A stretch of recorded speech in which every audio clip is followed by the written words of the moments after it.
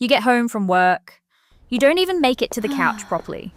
You just collapse onto your bed, phone already in hand. You start scrolling. And for a few minutes, it works. You feel nothing. But then you see them. Someone your age, living in a city you've always wanted to visit. Someone else announcing a promotion. A couple that looks genuinely happy. A person who seems to have figured out the exact life you were supposed to be building. And suddenly the scrolling stops working. You put your phone down and stare at the ceiling. Not sad, exactly. Not angry. Just hollow. You don't want to disappear. You don't want anything dramatic. You're just tired of having to keep existing. If that sentence landed somewhere real inside you, stay with me. Because what's happening to you has a name. And more importantly, it has a way out. I'm Charlotte, and today we're going to talk about existential exhaustion. What it actually is, why it's happening, and 3 very specific things you can do about it that don't involve toxic positivity or 5 a.m. routines. Let's go. First, let's give this thing its real name. Picture your brain like a smartphone. On the outside, the screen looks fine. Normal, nothing alarming. But deep inside, there are 45 heavy apps running in the background simultaneously. One app worrying about money. One app processing an awkward interaction from 3 weeks ago. One carrying unhealed wounds from a relationship that ended badly. One trying to be a good daughter or son. One performing engaged employee at work. One maintaining the friendship you've been quietly neglecting. All of them draining your battery. Every second, without you even noticing. That's why you can spend an entire Sunday doing absolutely nothing and still feel like you just ran a marathon. And here's the part that surprises most people. Research from Cornell University shows that the average adult makes up to 35,000 decisions per day. What to wear, which route to take, whether to reply to that message now or later, whether that tone in the email was passive-aggressive or just neutral. 35,000. Evolution built a brain for a world with maybe 150 people in it, and a handful of real problems. It did not build a brain for this. So when your prefrontal cortex, the part responsible for logic and decision-making, gets pushed past its limit, something called decision fatigue kicks in. And that's when even the question, what do you want for dinner tonight, can make you want to cry. You're not weak, you're overloaded, there's a difference. But it goes deeper than just being tired.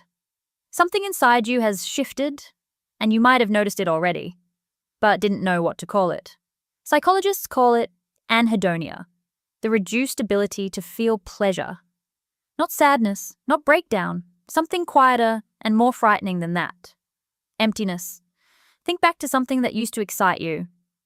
A new film coming out, a message from someone you liked, a trip you were planning, a song that used to hit differently. Now try to feel that same thing. Nothing happens, does it? Logically, you know those things are enjoyable. But the chemical signal, the one that's supposed to make your body feel alive, it's just not firing the way it used to. Your dopamine system has been hit so many times with small spikes and crashes that it's become sluggish, unresponsive, like a phone that no longer fully charges even when you plug it in. You're not sinking into depression exactly, but you're not really living either. You're drifting. Wake up. Do what you have to do. Come home. Get in bed. Repeat. Some nights you open a film, watch 10 minutes, then close it.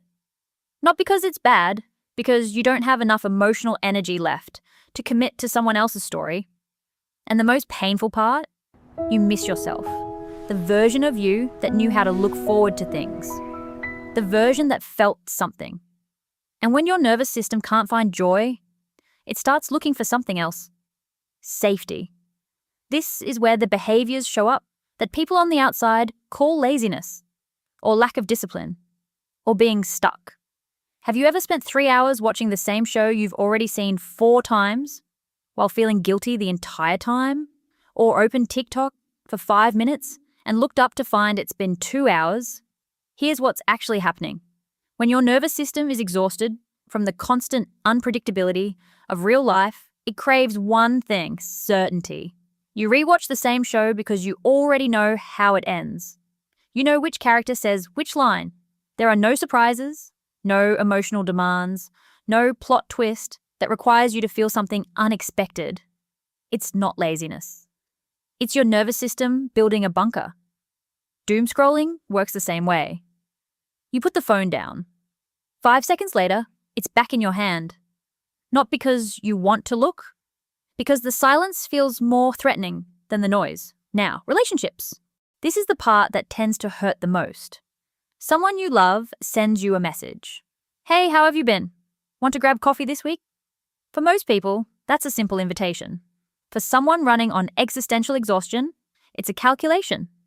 If I say yes, I have to shower, get dressed, drive there, maintain a conversation, ask questions, perform interest, smile at the right moments, and then come home even more depleted than when I left.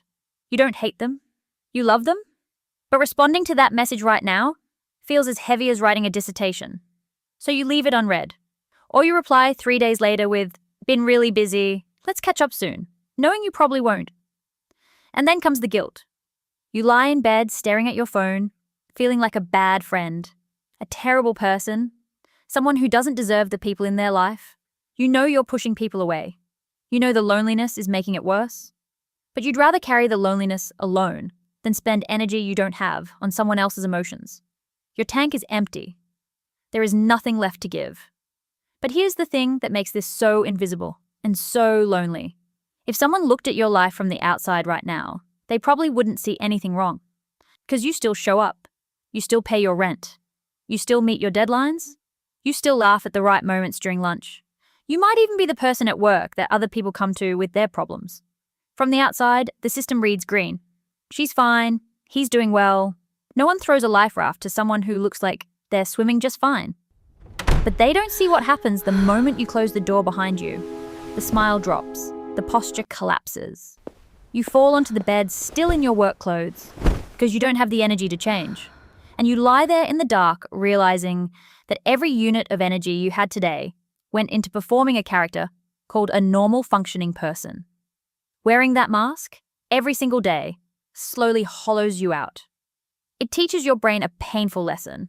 Your real state has no place in the world outside this room. So how do you actually get out of this? I'm not going to tell you to go for a run. I'm not going to suggest journaling or gratitude lists or waking up at 5 a.m. If you're at the bottom of exhaustion, you don't need inspiration. You need a minimum survival protocol. 3 stages. Stage 1, drop the persona. Carl Jung talked about the persona, the social mask we wear to function in the world. The problem is this: when you're dealing with existential exhaustion, the gap between who you actually are right now and the version you perform for the world has become enormous. Every "I'm fine" when you feel like collapsing. Every forced smile at work. Every cheerful emoji you send to hide the fact that you're running on nothing. Each one costs energy you don't have. You are an actor who never gets to leave the stage. And it's killing you. So here's the first move. Give yourself permission to temporarily go offline. Not disappear. Not ghost everyone. Just send a message to the people closest to you. My battery is really low right now. I'm going to be a bit quieter than usual. It's not about you. I just need some space to breathe. That's it. Honesty removes the pressure to perform. After 8 p.m., put your phone on Do Not Disturb. You are not obligated to be available to the world around the clock. You don't have to be a great friend right now. You don't have to be a perfect partner or a high-performing employee. The world will keep spinning if you pause for a few days. Right now, your only job is to survive. Stage 2, Zero Decision Protocol. Your prefrontal cortex is already making 35,000 decisions a day. To recover, you don't just need rest. You need to temporarily put your life on autopilot. The goal? Reduce the number of daily decisions you make to as close to zero as possible. You know why people like Steve Jobs or Mark Zuckerberg wore the same thing every day? Not because they lacked style, because they understood that every decision, even a tiny one, costs cognitive resources. They protected their mental energy for what actually mattered. Borrow that strategy. Don't stand in front of your wardrobe for 15 minutes every morning. Pick 3 comfortable outfits and rotate them. Don't spend 30 minutes scrolling food apps, overwhelmed by options. Choose a simple weekly menu and repeat it. Bread in the morning, something with protein for lunch, a light dinner. Done. When your brain realizes it doesn't have to constantly process variables, it sends a signal of safety to your nervous system, and that tight, suffocating feeling in your chest, it starts to loosen, just slightly, but enough. Stage 3. The difference between junk rest and real rest. This is the trap almost everyone falls into. You come home exhausted. You lie in bed and scroll for 4 hours. You call it relaxing, but neurologically, you are not resting. Your eyes are processing blue light, fast-moving images, and rapid emotional shifts non-stop. Your dopamine system is getting hit with spike after spike after spike, then crashing. Your nervous system is running a high-speed marathon, while your body lies still. That's why, after 4 hours of scrolling, your mind feels more foggy, more empty, more drained than before you started. That's junk rest. It looks like recovery. It feels like recovery. It is not recovery. What you actually need is sensory silence. Neuroscientist Andrew Huberman calls it NSDR, non-sleep deep rest. You might know it as yoga nidra. Here's what it looks like in practice. Put your phone in another room. Lie flat on your back. Close your eyes. No music, no podcasts, no ambient noise playlist. Just lie there for 15 to 20 minutes. Or sit on your balcony and watch the trees move. Without filming it, without analyzing it, without thinking about what it means, your overstimulated brain will immediately start screaming. This is boring. Pick up your phone. Do something. You're wasting time. Let it scream. Don't react. If you can sit through the first 5 minutes of discomfort, something biological begins to shift. Your sympathetic nervous system, the one running the fight or flight mode you've been stuck in, starts to power down. Your parasympathetic system comes online, heart rate slows, blood pressure drops. Your body begins repairing the cellular damage caused by chronic stress. That is what recharging actually looks like. Not 4 hours of scrolling, 15 minutes of nothing. Being human is hard. Nobody teaches you how to manage an overloaded nervous system in a world that keeps demanding more. So if you're in a period where everything looks grey, where replying to an email feels like climbing a mountain, where you look at people enjoying their lives and feel nothing, not even envy, just absence, I want to offer you this. The fact that you're still here, still breathing, still getting through the days that feel impossible, that is already enormous, even if it doesn't feel like it. Don't compare yourself to people shining at their peak.